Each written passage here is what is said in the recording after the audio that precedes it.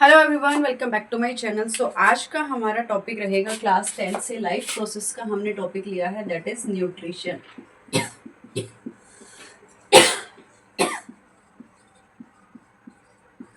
तो आज हमारा टॉपिक रहेगा न्यूट्रिशन इन प्लांट्स। तो न्यूट्रिशन इन प्लांट्स को हमने स्टडी करना है, कंप्लीट स्टडी हम करेंगे। कंप्लीट स्टडी मतलब यहाँ से कहाँ से हमारा क्वेश्चन बन सकता है, कौन कौन से कंसेप्ट हैं, किस तरीके से हम न्यूट्रिशन को पढ़ेंगे, सारा का सारा आज कवर करेंगे। तो न्यूट्रिशन इन प्लांट्स का मतलब क्या होता है? न्यूट्रिशन का मतलब क्या होता है?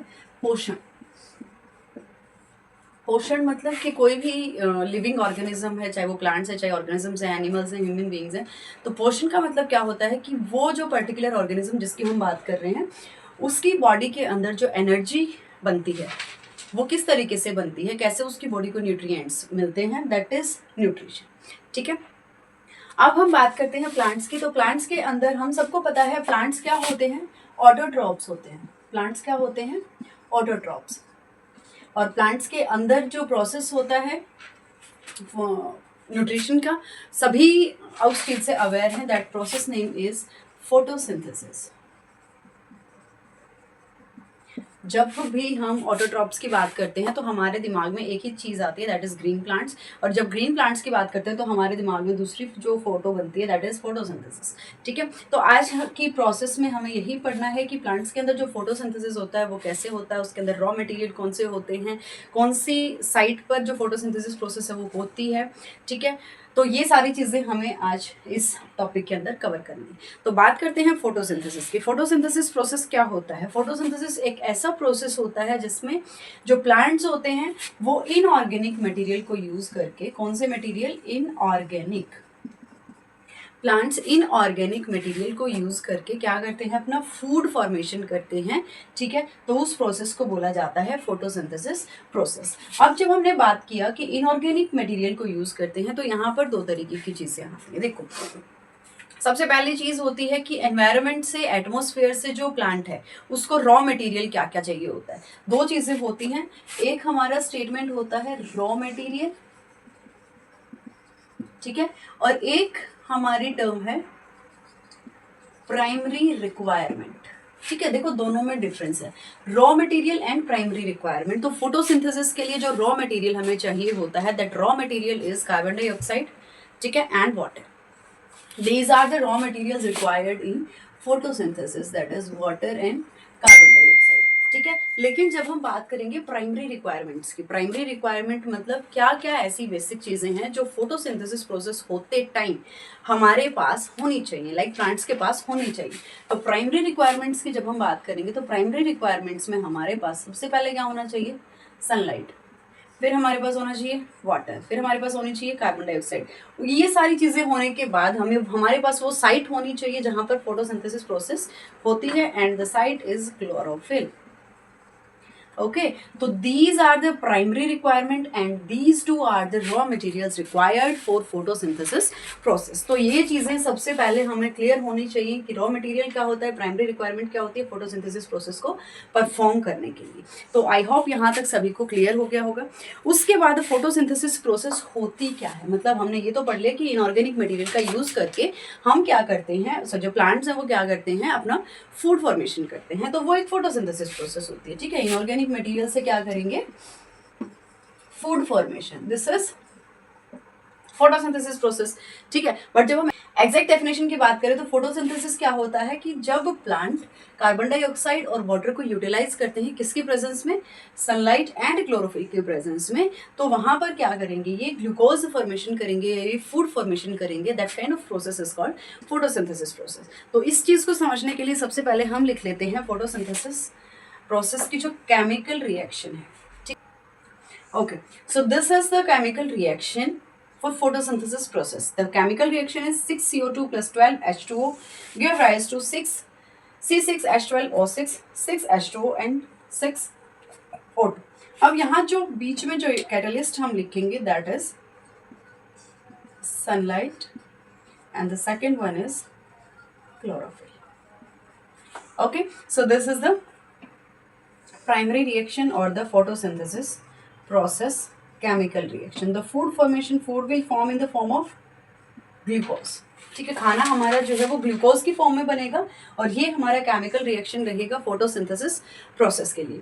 तो ये जो केमिकल रिएक्शन हमने अभी यहाँ पर लिखा है, जब भी आप बोर्ड एग्जाम में फोटोसिंथेसिस की बात करेंगे, न्यूट्रिशन इन प्लांट की बात करेंगे, तो आप स्टार्टिंग यहीं से करेंगे। आपको जो फोटोसिंथेसिस प्रोसेस की केमिकल इक्वेशन है, केमिकल रिएक्शन है, उसका बहुत अच्छे से पता होना चाहिए कि फोटोसिंथेसिस रिएक्शन ये होती है। दूसरी चीज, आपकी जो रिएक्शन है वो बैलेंस्ड होनी चाहिए, आप अनबैलेंस्ड रिएक्शन पेपर में नहीं लिखेंगे। अब यहाँ तक की चीज हमारी क्लियर होगी। हमें पता चला कि कार्बन डाइऑक्साइड और वाटर मॉलिक्यूल दोनों मिलकर क्या बनाते हैं, ग्लूकोज बनाते हैं, पानी बनता है और कुछ ऑक्सीजन बनते हैं। ठीक है, अब इन्हीं चीजों को हम बाय पार्ट्स पढ़ेंगे। By parts in the sense कि हम पहले ये पता लगाते हैं कि प्लांट के अंदर जब फोटोसिंथेसिस प्रोसेस होता है, तो जो फोटोसिंथेसिस प्रोसेस है वो एक्चुअल में होता कहाँ पर है। ठीक है, क्योंकि प्लांट के अंदर क्या होता है, बहुत तरीके की सेल्स होती हैं। अब उन सेल्स में से क्या फोटोसिंथेसिस स्टेम के अंदर होता है, क्या लीव्स के अंदर होता है, और लीव्स के अंदर होता है तो कौन सी साइड पे होता है, कौन सी सेल्स के अंदर होता है, तो कहाँ पर कौन से पार्ट में किस सेल के अंदर फोटोसिंथेसिस प्रोसेस होता है, वो पता करना जरूरी है। ठीक है, तो यहां मैं लिख देती हूँ, जो फोटोसिंथेसिस प्रोसेस है वो हमारा स्टार्ट होता है मेसोफिल सेल्स के अंदर।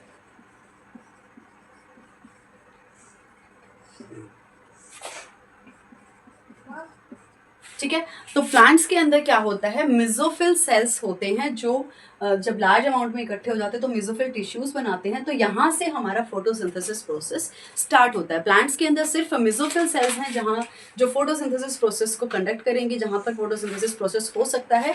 अपार्ट फ्रॉम दीज सेल्स कोई ऐसी सेल नहीं है जो फोटोसिंथेसिस प्रोसेस को करवा सकती है। परमानेंट साइट होता है किसके लिए, फोटोसिंथेसिस प्रोसेस के लिए। मेसोफिल सेल के अंदर जो सेकेंड पार्ट होता है दैट इज क्लोरोप्लास्ट।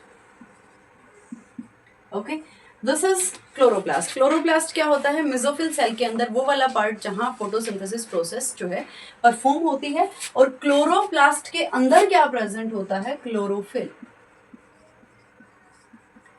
क्लोरोप्लास्ट के अंदर क्लोरोफिल प्रेजेंट होता है। इस तरीके से रिएक्शन हमारी चलती है, इस तरीके से फोटोसिंथेसिस प्रोसेस होते हैं। ये पार्ट्स होते हैं।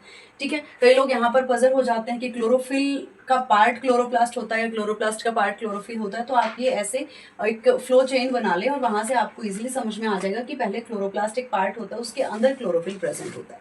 ठीक है, अब बेसिकली होता है क्या है, क्योंकि जब हमने प्राइमरी रिक्वायरमेंट्स पढ़े थे तो वहां हमने पढ़ा था कि क्लोरोफिल जो है वो प्राइमरी रिक्वायरमेंट में आता है। तो हम इसका मतलब क्या है कि मेसोफिल सेल के अंदर क्लोरोप्लास्ट है, क्लोरोप्लास्ट के अंदर एक सब्सटेंस है, इसका नाम है क्लोरोफिल, और उस क्लोरोफिल के अंदर हमारी फोटोसिंथेसिस प्रोसेस हो रही है। ठीक है, तो मेन फोकस हमारा किसके ऊपर होता है, क्लोरोफिल के अंदर। तो ये तो साइट है कि हमारी जो फोटोसिंथेसिस प्रोसेस है वो होती कहाँ पर है। ठीक है, अब वो जो फोटोसिंथेसिस प्रोसेस होगी उसका मैकेनिज्म क्या होता है, किस तरीके से वो फोटोसिंथेसिस प्रोसेस होती है, उस चीज को अब हमें समझना जरूरी है। ठीक है, तो फोटोसिंथेसिस प्रोसेस के लिए जब हम मैकेनिज्म की बात करेंगे तो मैकेनिज्म का मतलब क्या होता है कि किसी चीज के होने का प्रोसेस, मतलब वो किस किस स्टेप में वो प्रोसेस हो रहा है, that is mechanism. Synthesis process होता है वो 3 स्टेप में होता है। पहले 2 स्टेप में हमारी क्या होगी, light reaction, and third step में हमारी क्या होती है, डार्क रिएक्शन। ठीक है, अब ये पूछोगे मैडम ये डार्क और लाइट कहाँ से आ गया, फोटोसिंथेसिस तो एक सिंपल सा प्रोसेस था, है ना। तो देखो फर्स्ट स्टेप में क्या होता है, लाइट रिएक्शन में क्या होगा, जो क्लोरोफिल है वो किसको अब्सॉर्ब करेगा बेटा, सनलाइट को अब्सॉर्ब करेगा। क्या होगा, क्लोरोफिल जो है वो लाइट रिएक्शन में, मतलब फोटोसिंथेसिस के फर्स्ट स्टेप में लाइट रिएक्शन जब हमारी होती है तो क्लोरोफिल सनलाइट को अब्सॉर्ब करता है अपने अंदर। अब ये वाला स्टेप इंपॉर्टेंट क्यों है हमारे लिए, क्योंकि देखो क्लोरोफिल जब सनलाइट को अब्सॉर्ब करेगा तो उस टाइम पे क्या होता है, वो उस सनलाइट को कुछ पार्ट्स में डिवाइड कर लेता है। लाइक कुछ सनलाइट से वो क्या करते हैं, केमिकल रिएक्शंस अब नहीं करवाते हैं, कुछ सनलाइट से वो वाटर मॉलिक्यूल्स को ब्रेक डाउन करवाने में हेल्प करते हैं। तो जो सनलाइट है उसको अलग अलग पार्ट्स में डिवाइड कर लिया जाता है, किसकी हेल्प से, क्लोरोफिल की हेल्प से। ठीक है, फर्स्ट स्टेप में क्या हुआ, एब्जॉर्प्शन। ठीक है, फर्स्ट स्टेप में क्या हो गया, एब्जॉर्प्शन हो गया, किसका हो गया, सनलाइट का एब्जॉर्प्शन हो गया क्लोरोफिल के द्वारा, मतलब क्लोरोफिल ने सनलाइट को अब्सॉर्ब कर लिया। अब लाइट रिएक्शन का ही जो सेकंड स्टेप हमारा रहेगा उसमें क्या होगा, ये जो क्लोरोफिल है ये इस लाइट एनर्जी को किसके अंदर कन्वर्ट कर देगा बेटा, केमिकल एनर्जी में। ठीक है, क्या हुआ, पहले स्टेप में क्लोरोफिल ने सनलाइट को ऑब्जॉर्व कर लिया, ऑब्जॉर्व करने के बाद सेकंड स्टेप में वो क्या करेगा, उस लाइट एनर्जी को केमिकल एनर्जी में चेंज कर देगा। तो ये हमारे होते हैं लाइट एनर्जी के लाइट रिएक्शन के दो स्टेप। ठीक है, अब इन दो स्टेप के बाद आती है डार्क रिएक्शन। अब इसको डार्क क्यों बोला जाता है, क्योंकि देखो क्लोरोफिल का काम था सनलाइट को ऑब्जॉर्व करना, वो ऑलरेडी ऑब्जॉर्व कर चुका है। तो अब थर्ड स्टेप में हमें सनलाइट की जरूरत नहीं है, क्योंकि जिस पार्ट को सनलाइट चाहिए थी, जिस पार्ट को लाइट एनर्जी को, हमारे लिए और ज्यादा इंपॉर्टेंट क्यों है, क्योंकि यहाँ जो सनलाइट अब्जॉर्ब हुई थी उस सनलाइट की हेल्प से पहली बात तो जो वाटर है उसको ब्रेक डाउन कर लिया जाएगा, किसके अंदर, H2 प्लस O2 के अंदर। ठीक है, तो यहाँ से जो वाटर मॉलिक्यूल्स हैं उनको ब्रेक डाउन कर दिया जाएगा, और यहाँ से जो ऑक्सीजन हमारी निकलेगी उसको हम, जो प्लांट्स हैं वो क्या करते हैं, एटमॉस्फेयर में छोड़ देते हैं, और वहां से हम क्या करते हैं, रेस्पिरेशन, अपना जो ब्रीदिंग प्रोसेस है उसके लिए, रेस्पिरेशन प्रोसेस के लिए यहाँ से ऑक्सीजन लेते हैं एनवायरनमेंट से। तो वो ऑक्सीजन हमारी सेकंड स्टेप में बनके तैयार हो जाती है। ठीक है, तो सेकंड स्टेप में क्या हुआ, लाइट रिएक्शन हुई, लाइट रिएक्शन में लाइट एनर्जी को केमिकल एनर्जी में चेंज किया गया, और जो वाटर मॉलिक्यूल्स हैं उनको ब्रेक डाउन किया गया हाइड्रोजन एंड ऑक्सीजन में, जहाँ से जो ऑक्सीजन है वो एटमॉस्फेयर में रिलीज कर दी जाती है। ठीक है, और यहाँ से कुछ हमारी एनर्जी भी निकलेगी। एनर्जी किसकी फॉर्म में निकलेगी, ATP मॉलिक्यूल्स की फॉर्म में कुछ एनर्जी जो है वो यहाँ से कम अमाउंट ऑफ एनर्जी रिलीज होता है। ठीक है, उसके बाद आ गई हमारी डार्क रिएक्शन। अब डार्क रिएक्शन में क्या हुआ, डार्क रिएक्शन के अंदर जो हमारी कार्बन डाइऑक्साइड थी, ठीक है, कार्बन डाइऑक्साइड ने क्या बनाया, कार्बोहाइड्रेट। तो कार्बन डाइऑक्साइड जो है एसिमिलेट होकर के क्या बनाती है, कार्बोहाइड्रेट बनाती है। कार्बोहाइड्रेट किस फॉर्म में, ग्लूकोज की फॉर्म में। और ये जो कार्बोहाइड्रेट होता है, ये जो ग्लूकोज होता है, ये क्या होता है, हमारा जो प्लांट्स का फूड फॉर्मेशन होता है, दैट इज ग्लूकोज। ठीक है, तो 3 स्टेप में हमारा रिएक्शन हुआ। लाइट रिएक्शन हमारा 2 स्टेप में, डार्क रिएक्शन हमारा 1 स्टेप में। लाइट रिएक्शन में क्या किया हमने, सबसे पहले क्लोरोफिल ने सनलाइट को ऑब्जॉर्व किया, फिर सेकंड स्टेप में उस ऑब्जॉर्ब सनलाइट से लाइट एनर्जी को केमिकल एनर्जी में चेंज किया गया, और जो वाटर मॉलिक्यूल्स हैं उनको हाइड्रोजन ऑक्सीजन में अलग अलग किया गया, ताकि ऑक्सीजन को यहाँ से एटमॉस्फेयर में रिलीज किया जा सके। एंड देन थर्ड स्टेप में क्या हुआ, कार्बन डाइऑक्साइड एसिमिलेट होकर के क्या बनाती है, कार्बोहाइड्रेट्स बनाती है, ग्लूकोज फॉर्मेशन यहाँ से होती है, जो कि प्लांट का फूड होता है, प्लांट की फूड फॉर्मेशन होती है। ठीक है, तो इस तरीके से 3 स्टेप में हमारी जो फोटोसिंथेसिस प्रोसेस है वो खत्म हो जाती है। ठीक है, उसके बाद जो रॉ मटेरियल हमने पढ़े थे, वो रॉ मटेरियल हमें मिलेंगे कैसे। रॉ मटेरियल मतलब हम किसकी बात कर रहे हैं, सिर्फ hydrogen water and carbon dioxide की बात कर रहे हैं। तो ये जो रॉ मटेरियल है वो हमें मिलेगा कहाँ से। ठीक है, तो रॉ मटेरियल में सबसे पहले बात करेंगे वाटर की। वाटर के लिए हमने, जब हम 7th 8th क्लास में जब हम साइंस पढ़ रहे थे, तो उस टाइम पे हमने पढ़ा था कि जो प्लांट होते हैं ना, उस 2 तरीके के टिश्यूज होते हैं, जाइलम एंड फ्लोम। ठीक है, तो इसमें हमने पढ़ा था कि जो जाइलम टिश्यू है वो क्या करता है, एक्टिव ट्रांसपोर्ट, पैसिव ट्रांसपोर्ट करता है। फ्लोम जो है वो एक्टिव ट्रांसपोर्ट करता है, मतलब फ्लोम जो है खाने को ऊपर से नीचे लाने का काम करता है, जाइलम जो है वो रूट से ऊपर चीजें ले जाने का काम करता है। तो यहाँ पर जो सबसे स्पेसिफिक टिश्यू हमारा काम करेगा, that is xylem. Xylem tissue क्या करता है बेटा, जो रूट्स होती हैं प्लांट की, रूट्स से क्या करेगा, वाटर, क्योंकि प्राइमरी सोर्स तो वाटर का क्या है, सॉइल है, सॉइल के अंदर रूट्स होती हैं, तो वाटर प्लस जितने भी मिनरल्स हमारी प्लांट्स को रिक्वायरमेंट हमारे प्लांट्स को होती है, वो सारे के सारे मिनरल्स और वाटर का पैसिव ट्रांसपोर्ट करता है from roots to the leaves और टू द ब्रांच टिप्स। सब जगह पर ये क्या करता है, वाटर को पहुंचाता है, पानी को पहुंचाता है, और पानी हमारे क्या है, रॉ मटेरियल फॉर फोटोसिंथेसिस। तो देखो पानी की तो रिक्वायरमेंट हमारी यहाँ से पूरी होगी। ठीक है, अब सेकेंड टर्म में हम बात करेंगे किसकी, कार्बन डाइऑक्साइड की। कार्बन डाइऑक्साइड का फुलफिलमेंट कौन करेगा, इसको कौन पहुंचाएगा, तो लीव्स के अंदर एक छोटा सा स्ट्रक्चर होता है, मतलब छोटे छोटे बहुत सारे स्ट्रक्चर्स होते हैं, उनको हम बोलते हैं stomata. Small pores like structure, छोटे छोटे छेद होते हैं, उनको बोला जाता है स्टोमेटा। स्टोमेटा का जो स्ट्रक्चर है वो ऐसे बीन शेप होता है, वो एक बार ऐसे ओपन होते हैं फिर ऐसे क्लोज हो जाते हैं, ओपन एंड क्लोज, इस तरीके से स्टोमेटा जो है वो वर्क करता है। तो स्टोमेटा जब ओपन होता है तो वो एटमॉस्फेयर से जितना कार्बन डाइऑक्साइड गैदर कर सकता है उतना करता है। ठीक है, फिर उस कार्बन डाइऑक्साइड को प्लांट के अंदर भेज देता है, फिर वापस से ओपन हो जाता है, फिर कलेक्ट करता है, फिर क्लोज हो जाता है। तो इस तरीके से प्रोसीजर हमारा चलता है, और जो कार्बन डाइऑक्साइड है वो एटमॉस्फेयर से प्लांट को मिल जाती है। तो ये जो 2 पार्ट्स हैं, स्टोमेटा एंड जाइलम, ये क्या करेंगे, प्लांट को रॉ मटेरियल प्रोवाइड करने का काम करते हैं।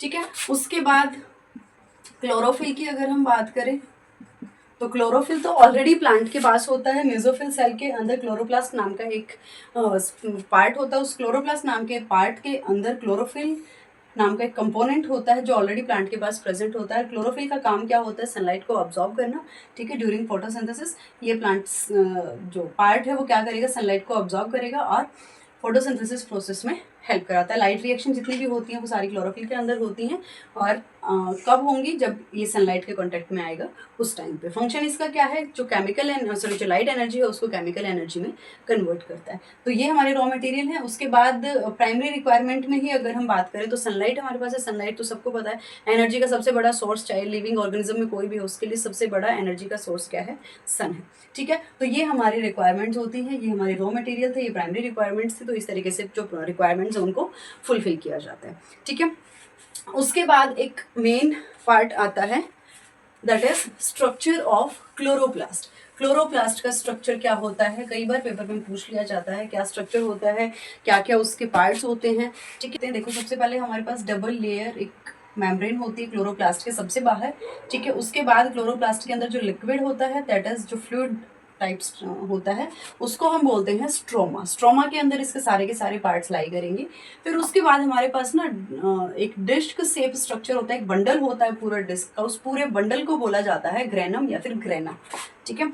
ये ग्रेना जो होता है इसके अंदर जो ये आपको ये ओवल शेप शीट्स दिखाई दे रही हैं इनको हम बोलते हैं थाइलेकोइड्स, ठीक है। इन शीट्स के अंदर हमारा प्रेजेंट होता है क्लोरोफिल, ठीक है।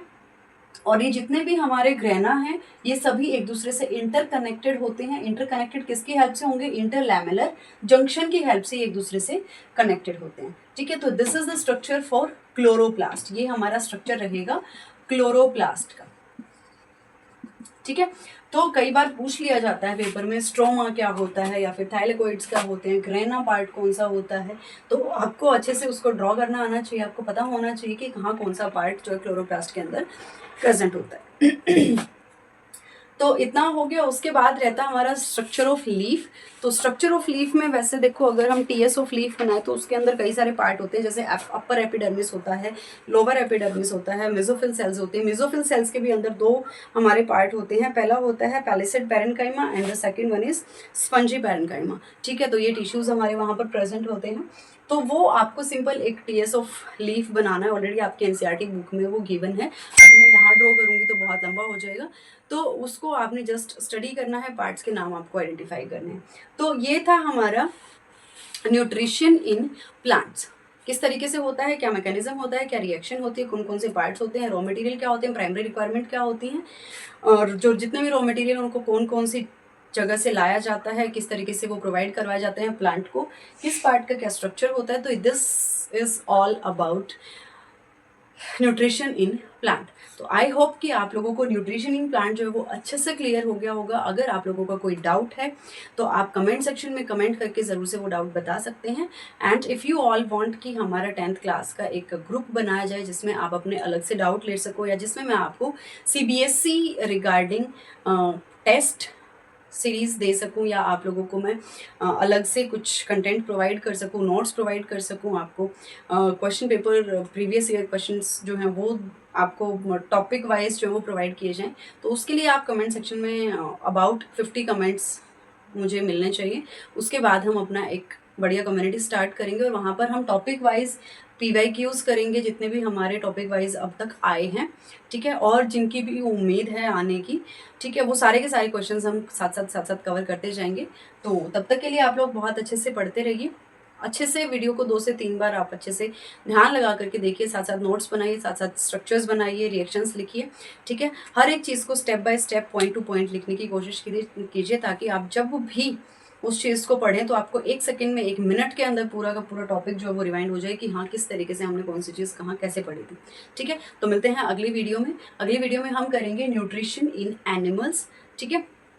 तब तक के लिए आप ये वाला टॉपिक रिवाइज कीजिए, उसके बाद 1 बाय 1 करके हम सारे के सारे टॉपिक्स जो हैं पहले बायोलॉजी के कवर करेंगे। तो आज की वीडियो के लिए इतना है। Thank you so much.